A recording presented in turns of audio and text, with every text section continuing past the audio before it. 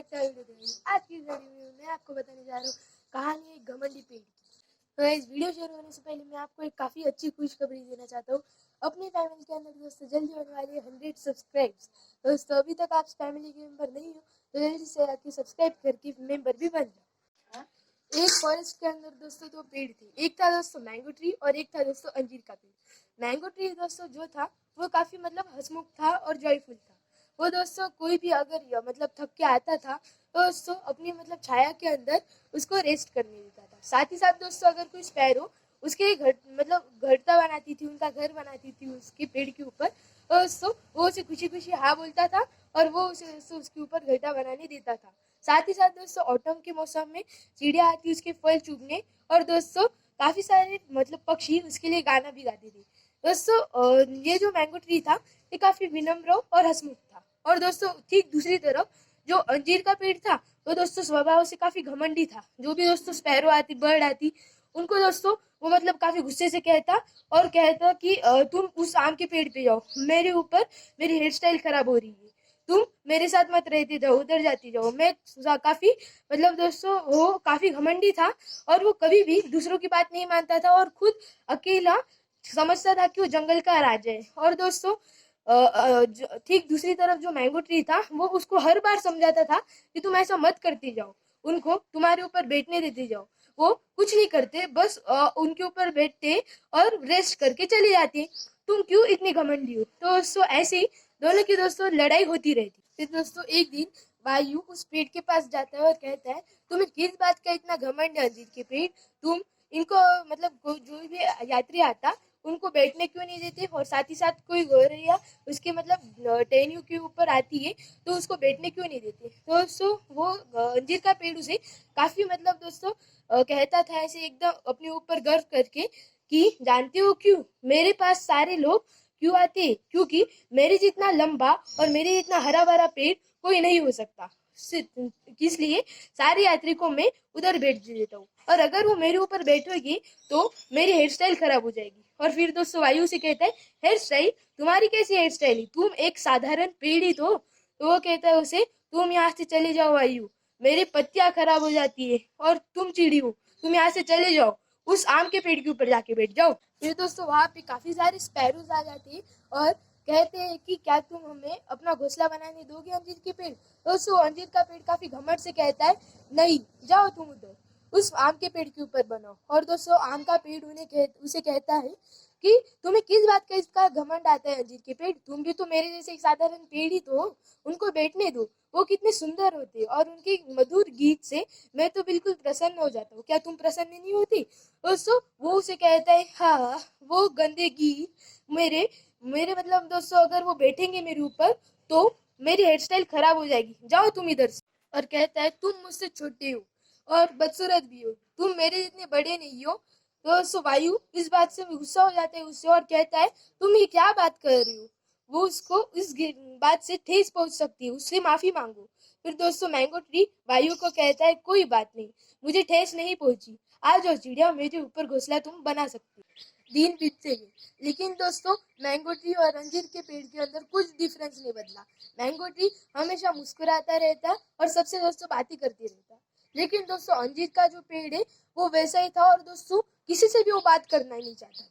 फिर दोस्तों एक दिन रानी मधुमक्खी अपने पूरे झुंड को लेके आती और उससे कहती है, ये हमारे पेड़ काफी बड़ा और ताकतवर है, हमें अपना घोंसला इसके ऊपर ही बनाना चाहिए। फिर दोस्तों अंजीर का पेड़ उन्हें कहता है, अभी तुमने क्या कहा? तुम मेरे ऊपर अपना झंडा बनाना चाहती हो? मुझे तुम्हारी वो चिपचिपाती जो उसकी हनी होती है वो नहीं चाहिए, और साथ ही साथ तुम दिन भर काफी गुनगुनाते रहोगी और ऐसे भू भू करते रहोगी, जिसकी वजह से मुझे काफी तकलीफ होगी। मेरे पास इससे ज्यादा बेहतर काम ही करती। और दोस्तों रानी मधुमक्खी उसे कहती है, तुम्हें इतने सारे कैसे काम आ सकते हैं? तुम तो केवल एक वृक्ष हो और दिन भर एक जड़ी से जुड़ के हो। फिर अंजीर का पेड़ उन्हें कहता है, हाँ जो भी हो, तुम यहाँ पे शोर मचा रही हो, या चले जाओ यहाँ से। और दोस्तों मैंगो ट्री उन्हें कहता है, अंजीर के पेड़ तुम ऐसे कैसे कर सकते हो? वो मधुमक्खी है, मधुमक्खियाँ अपने नेचर के लिए काफी इम्पोर्टेंट है, वो अपने घोंसले अपने जत्ते बनाते हैं जिसकी दोस्तों उन्हें वृक्ष की जरूरत पड़ती है। तुम उन्हें अगर मदद नहीं करोगे तो प्रकृति दोस्तों उसका वातावरण बिगड़ जाएगा। और दोस्तों वो अंजीर का पेड़ उसे कहता है, अगर नेचर ऐसा ही चाहता होता तो मुझे इतना खूबसूरत और इतना ताकतवर नहीं बनाता।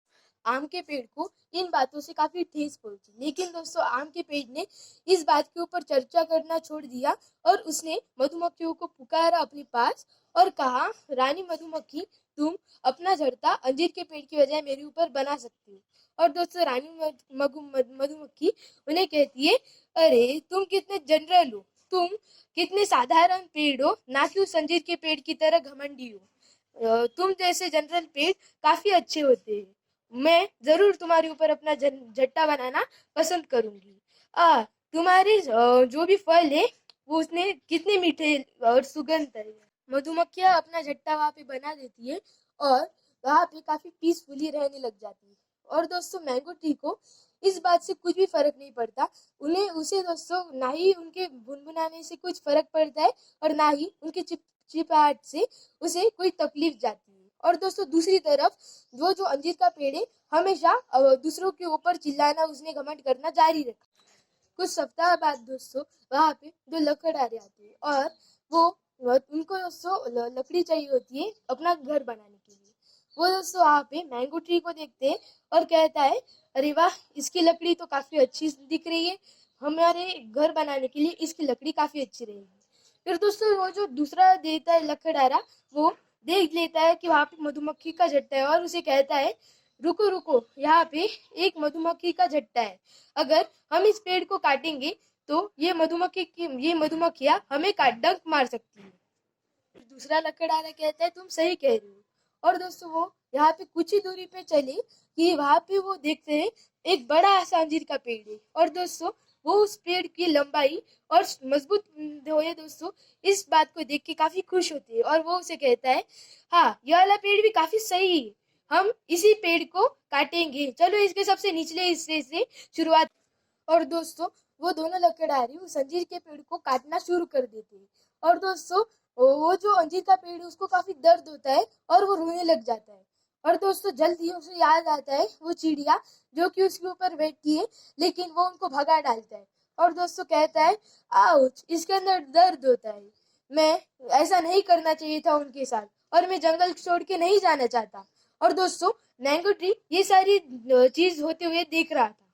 और दोस्तों वो जल्दी से मधुमक्खियों को बुलाता है, हेलो मधुमक्खियों, क्या तुम उधर हो? फिर दोस्तों रानी मधुमक्खी बाहर आती है और कहती है, हेलो मैंगो, क्या हुआ, तुम ऐसे इतने परेशान क्यों लग रहे हो?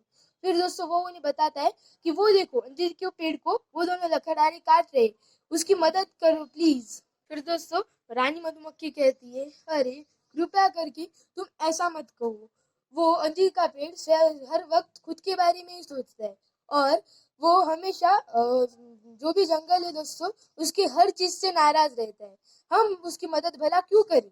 मैंगो का पेड़ उसे कहता है कि उसी तरह से जैसे मैंने उसे तुम्हारी मदद करने के लिए कहा था।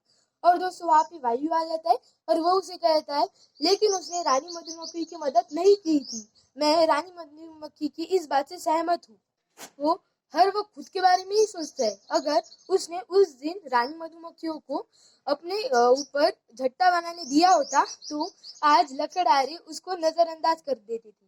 और दोस्तों वो उसे कहता है, उसे वही मिल रहा है जिसकी वो काबिल है।